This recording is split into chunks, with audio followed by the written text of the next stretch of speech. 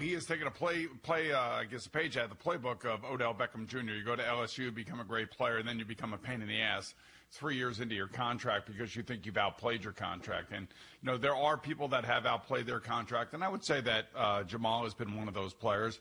But the Jets essentially could keep Jamal Adams for the next 3 years if they want. Sure. They don't have to give him a new contract next year. They don't have to. They'll pick up the fifth-year option, and then they can franchise tag him in the sixth year.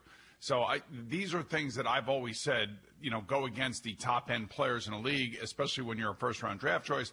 But, of course, the CBA did not pay any attention to this. So now you have yet another player that is very upset about his contract and now is taking it public. And in the middle of a pandemic, in the middle of 30 million people losing their jobs, in the middle of all these different things happening with all these other leagues, this guy is basically talking about, I want my millions. It is embarrassing. You're right. He does not sound of sound mind. I'm not saying that he isn't. He just doesn't sound right. It's not a good thing. If he just would just not say anything and just deal with it normally and let the process play itself out, he probably would have gotten a new contract. Now, there have been plenty of players who have had their contracts basically extended after their third year, after they finished their third year. There are also plenty of top-end players who have waited until after their fourth year. So, he's somewhere in between. Now, I've told you on many occasions over the last 2 years that a number of my friends in the NFL that are coaching, including Frank Reich of the Indianapolis Colts, have told me that he is just an off-the-charts player. That's how good he is. That's how active he is. I'm not going to say he's Troy Polamalu, but I'm not going to tell you he's Ed Reed. I'm not going to tell you that he's Ronnie Lott. But I will tell you that there is a very, very high regard for him when it comes to other coaches around the team, and everybody would love to have his energy on the team. The reason this makes him look so bad is because I want to be a Jet for life forever. That kind of comment a couple months ago, and it just – he's got to realize that there is a process and that there's a time frame. He is playing out of the Odell Jr. playbook, like I said, and the bigger pain in the ass he becomes, the more likely they're either they will trade him or they will give him a new contract. And, of course, he wants to go to one of the best teams in the league right now, just simply because he wants his chance to win, as opposed to being part of the solution here with the New York Jets. So it is like when I saw this yesterday, I was just like, I can't believe that this is the timing that Jamal Adams decided to do this complaining publicly, and doing it because he is being spurred on by people on social media. Oh, exactly. This is like, I've never had to deal with that as a player, so I don't. Today's players have to deal with so much more than we ever had to deal with when it comes to criticism and fans being able to get to them. If they want to engage the fans on Twitter, on Instagram, or wherever else they want to engage them. So I have an enormous amount of respect for today's players and the crap that they have to deal with.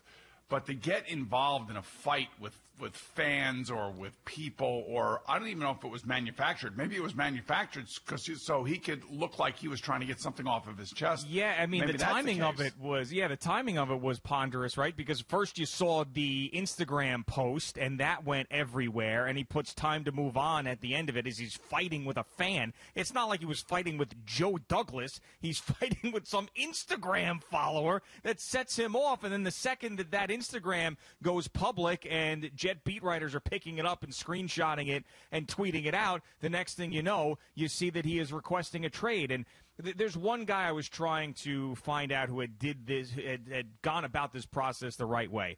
And he did something I didn't love, but he still got what he wanted. And that was Aaron Donald. Now, I do have a history with Aaron Donald. I will admit that. I love the guy. I knew him for a couple of years when I was working on that Pitt football broadcast. But he was dominating football. I mean, not just being good, dominating football. And he asked for a new deal. It never went public. He ended up taking some time off at training camp, and he held out a little bit, but then he came back, and he dominated again that year. And then guess what happened?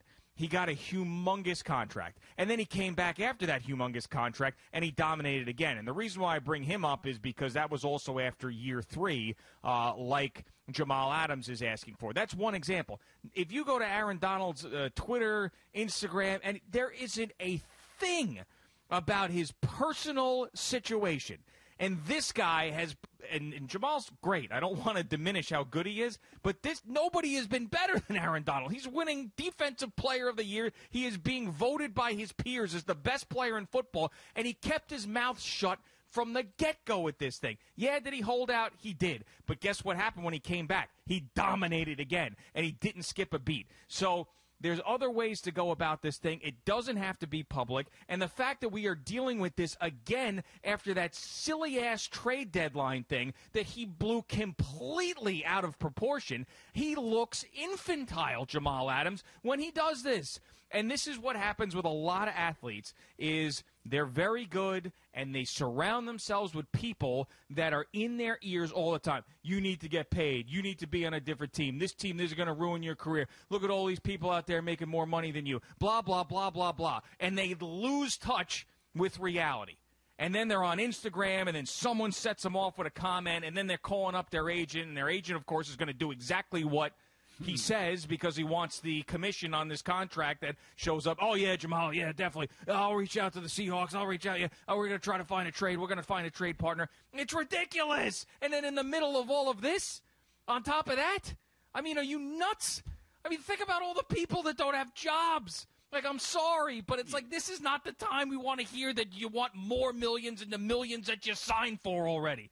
It's just mind-boggling, man. And I understand that you outperformed your contract. That's great. So do a bunch of other people. Don't be a public bitch about it all the time. I mean, you think Joe Douglas is some sort of like antichrist because he took a phone call during the trade deadline. And then he came out and said how many times we want Jamal to be around. We want Jamal to be a Jet for life. We love Jamal. We love Jamal. We love Jamal. But then he's still like, oh, I got to get out of here because they didn't give me a contract when I got 2 effing years left on it. Really three if you count the... Well, three if you're the franchise tag, yeah. But I mean, they picked up the 50-year option after you played 3 years to give them more time. I mean, and he said it, and when the time is right, they don't have to pay you right now. They don't have to do that.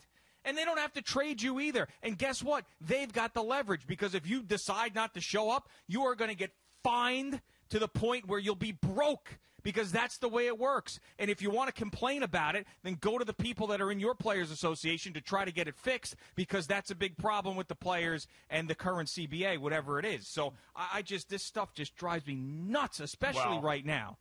You know, given everything that's going on in the world and given, you know, this newfound platform that players like to use called social media to get their grievances out, whatever their grievances may be. But this is an insecure, selfish argument to bring forth in front of the public right now. The agent and Joe Douglas could have kept dealing with this. Maybe Joe Douglas was telling the agent, Hank, we don't have to do anything right now. Hang on. You know, who knows?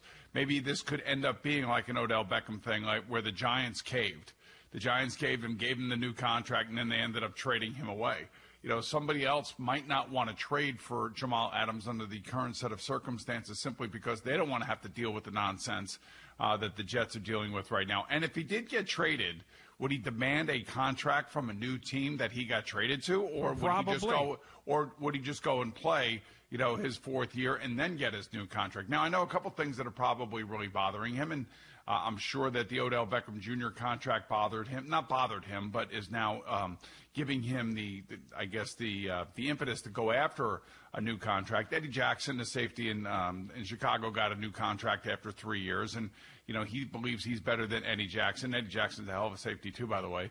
So he probably sees that as well. So I understand Jamal's point of view. I do. I really, really do. But what I don't like and what I don't really understand why a guy like Jamal Adams feels like he needs to argue with a fan on Instagram and then make his his known to the public. That I don't get, because it's a really ugly look, especially given everything that's going on in the country right now. So I would just say that he's got to calm down. I wouldn't be surprised if the Jets do end up giving him a contract at some point, but it's not going to be like we're ripping up your contract. It's always a contract extension. Sure. And it's money up front. There's a guarantee that comes with the signing bonus, and then it's a contract extension that's a part of this. But, the players in these, and the other thing, too, is you brought it up. There are two players, I think, in this league, and, if Luke Kuechly was still playing, he'd probably be on this list. But I think Christian McCaffrey's probably on this list. And there are a number of players that, if you really think about it, are on this list that you actually trust to give the money to because you know that the effort is not going to be lost. You know that you can count on them to be 100% every time they step on the field and every time they step into the meeting room. Patrick Mahomes is one of those guys. Aaron Donald is certainly one of those guys. Christian McCaffrey is one of those guys. And that's why you give those guys new contracts after 3 years. They've outperformed their contracts, too, but in the case of Aaron Donald, it was 4 years. But he ended up getting his money. But you kind of trust those guys. They're not going to be guys that are out there that are making, comments like Jamal Adams is making right now.